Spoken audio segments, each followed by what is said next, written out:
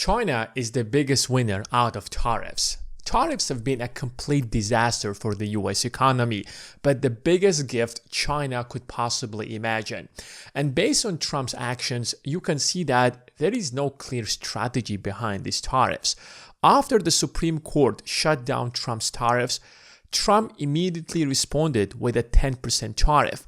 And it's not even 24 hours later, he has increased that 10% tariff up to 15% tariff. Now, how do the US allies should react to this news? Some of these countries have managed to strike a good deal with the United States, such as the United Kingdom, that spent so much time trying to convince Donald Trump to sign a deal where the UK will only pay a 10% tariff to the United States. Now the question is, will the UK pay a 10% tariff or a 15% tariff? Trump has invoked Section 122 of the Trade Act of 1974 that allows the President of the United States to charge up to 15% of tariffs for 150 days. The real question is, what is going to happen 150 days later? These tariffs are going to expire. So, should other nations come to the United States to sign a trade deal with the US when they know for a fact that 150 days from now, these tariffs are going to expire? Why impose such tariffs when you know for a fact that these tariffs cannot possibly stand for long and you can't even use them as a leverage in negotiations? So, what did the United States get out of these tariffs 1 year later?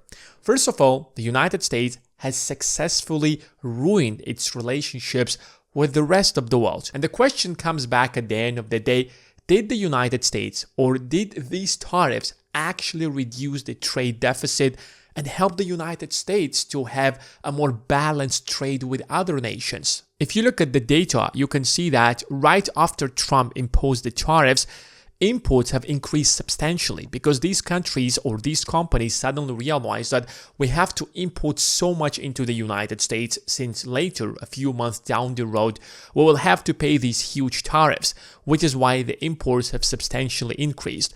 But then right after that, you can see that these tariffs actually had a real impact on the trade balance. And the trade balance have actually hit the bottom by October of 2025. But since most of these tariffs will be lifted right now, the trade balance is going to go back to the exact same level as it has been before Trump implemented these tariffs. So essentially, these tariffs did not help the trade balance at all. Thirdly, the United States right now owes about $175 billion to American businesses that paid these tariffs over the last year. Now, how will the United States pay these tariffs to begin with? Well, the United States is the wealthiest economy in the world and it collects over $5 trillion in tax revenues. But you know what else the US government does? It runs the largest deficit in the world. Now, last year, that deficit, and I don't mean the trade deficit, I mean the government's deficit, where the US government spends more than it earns. Last year, that number was $1.9 trillion. And since the United States government was expecting that this year we're going to receive hundreds of billions of dollars in tariff revenue, that is not happening, which means that the deficit is going to substantially rise.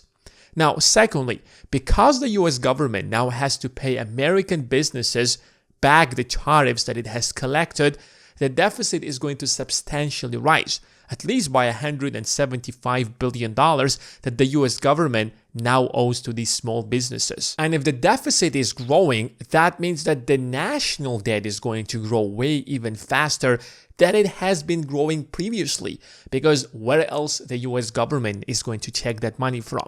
Remember, the US government has two main sources of revenue. But I would say that it has only one main source of revenue, which is taxes. And this is primarily the income tax that you pay and the payroll tax. But when this money or this revenue is not enough to cover the entire budget of the government turns to American people or to the rest of the world and starts raising money. Because the US government believes that if it's going to raise that money and invest it in the United States, the US GDP is going to grow way faster than the interest that it has to pay on this debt, then these debts are actually making sense. So because of these tariffs, the deficit is going to substantially rise this year. The government will have to borrow even more money to ensure that it can actually meet its obligations. The real question is that, why is it a gift to China? Why is China so happy with Trump's tariffs? Why is China so glad that Trump actually imposed these tariffs? Well, first of all, it did not actually hurt China. Last year, China's total trade surplus was $1.2 trillion. This is the highest recorded surplus ever achieved by any country. So Trump's tariffs did not slow down China, but at the same time, now these tariffs no longer exist, which means that China can now trade with the United States just like it was before Trump became the president. There is also a free trade agreement between the United States, Canada, and Mexico. And because most imports from Mexico fall under this agreement, China has been building factories all across Mexico, which means that now China can simply sell in the United States through Mexico because of this free trade agreement. Now, because these tariffs have ruined the relationship between the United States and its closest allies that allowed the US companies to dominate these markets, these countries have reset their trading relationships with China. The UK in over 8 years has reset its trading relationships with China. Now you'll see more Chinese business in the UK.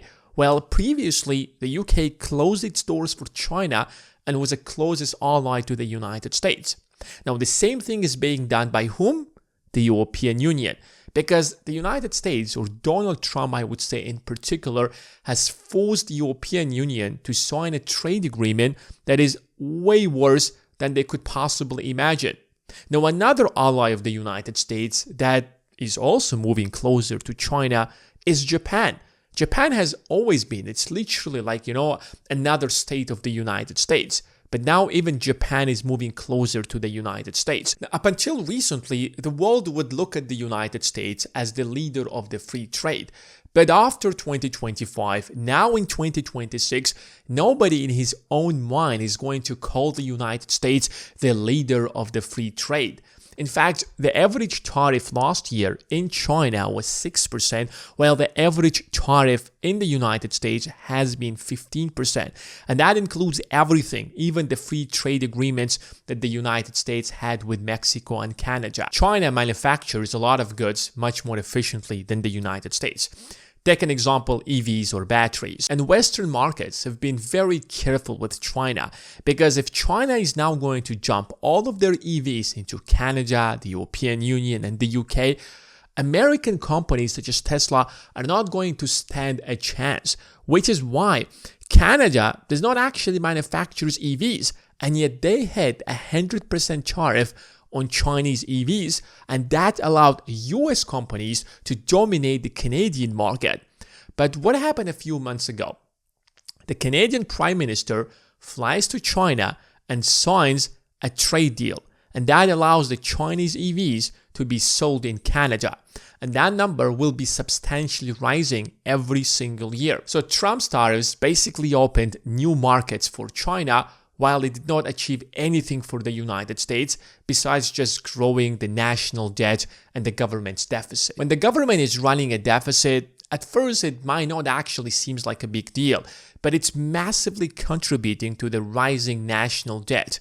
And that national debt should be paid one way or another. There are two ways that you can actually pay that debt.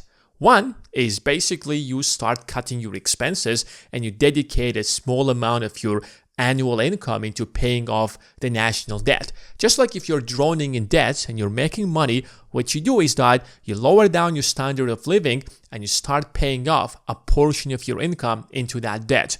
But there is a second way. This option is not available for the average American, but this option is available to the American government. Because the Federal Reserve has the power to print money, What the Fed can do is that it can just print money and buy that national debt from the open market from other investors. And now the government of the United States will owe that money to the Federal Reserve. And because the Federal Reserve is actually part of the government, even though that they don't actually admit and they say that the Fed is independent, the job of the Fed to stabilize the American economy. It is independent, but its job to protect the American economy. So if the government owes that money to the Federal Reserve, then it's no longer a big problem for the US government. But for the Federal Reserve to do that, the Fed has to print money to buy all of these treasuries out of the market, which means that there is massive inflation coming. There is massive devaluation of the dollar. And when that happens, what do you think is going to happen to your wages and your savings? Now, your wages are not going to rise as fast as inflation, and your savings are substantially going to lose their value, which is why if you have not started investing yet, you should start as soon as possible, because we're entering the danger zone where the United States or the Federal Reserve might actually have to bail out the United States government because of the rising national debt. And if you want to know, or you want a step-by-step instruction on how you get started and which stocks you should be buying, then check out the first link in the description of this video.